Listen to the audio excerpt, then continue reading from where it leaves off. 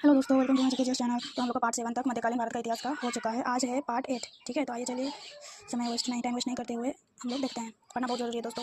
बिना ज्ञान का, बिना पढ़ाई का हम लोग को नौकरी नहीं मिल सकती है। चलिए देखते हैं। हम लोग प्रीवियस क्या देखे थे, तो रजिया सुल्तान जिनका टाइम पीरियड था 1236 से 1240। तो लास्ट पॉइंट हम लोग 1240 में कैथल के निकट रजिया और अल्तुनिया का हत्या कर दी गई, ये देखे थे। ठीक है, तो जैसे भी हत्या हुआ हो, लेकिन ये षड्यंत्र भी कह सकते हैं। इतिहास में यही बोला गया है कि षड्यंत्र से ही, क्योंकि सबको रजिया सुल्तान के खिलाफ ही था, तो इसको तो कैसे भी हम लोग को हटाना ही था, तो ऐसे हटा दिया।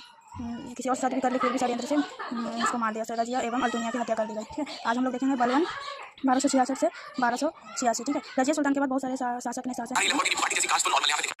तो रजिया सुल्तान के बाद बहुत सारे शासक ने इनके भाइयों या भाई का बेटा ये सब ने शासन किया था, लेकिन सबसे इंपॉर्टेंट बलवन है। ठीक है, और बलवन से पहले जो था वो नसरुद्दीन मोहम्मद शाह ने शाह था। ठीक है, उसने बलवन को अपना वजीर बनाया था। ठीक है, और यही मौका का फ़ायदा उठा के ये जो बलवन है ना, इसने अपनी बेटी का विवाह कर दिया था, किससे? नसरुद्दीन मोहम्मद शाह से। ठीक है, और अगला शासक बन पाया ऐसे ही। और नसरुद्दीन की मृत्यु के बाद बलवन शासक बना। देखिए, अभी जो मैं बता रही थी, बलवन शासक बन पाया ना, अपनी बेटी का शादी नसरुद्दीन से करवा दिया। ये भी अपना गेम खेल रहा था। बलवन ने नवरोज़ त्यौहार को मनाना शुरू किया। नवरोज़ त्यौहार जो था वो पहले नहीं था, लेकिन बलवन ने ये त्यौहार को स्थापना या फिर मनाना शुरू कर दिया। सभी लोग फिर उसको मनाने लग गए हैं।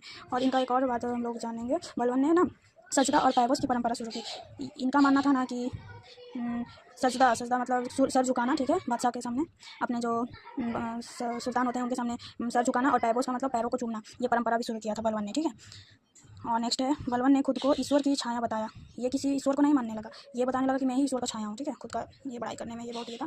इसने रक्त और लौ की नीति अपनाई। रक्त और लौ की नीति मतलब एकदम, अगर किसी का कोई गलती है ना, तो उसको डायरेक्ट मौत की सजा, तलवार से उसका सर अलग कर देना। ये रक्त और लौ की नीति थी, बहुत ही क्रूर थे। इसने दल चालीसा को भी समाप्त कर दिया। ठीक है, बलवन के बारे में दल चालीसा को भी समाप्त कर दिया। और एक ये जो क्यूमर्स है, ये सबसे अंतिम शासक है। बलवन के बाद अगला शासक केकुबार बना था। ठीक है, केकुबार बना, जो कि एक अयोग्य शासक था।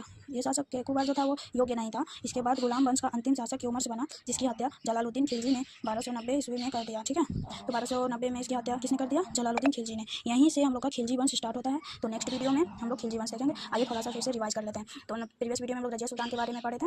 आज हम लोग बलवन के बारे में पढ़े। बलवन जिसका शासनकाल था 1266 से 1286। ठीक है, और नसरुद्दीन जो था वो रजिया के बाद ये शासक था। ठीक है, रजिया के बाद बहुत सारा शासक था, लेकिन नसरुद्दीन से ना बलवन जो क्या करता है ना, जो कि सूबेदार था। ठीक है, बलवन का।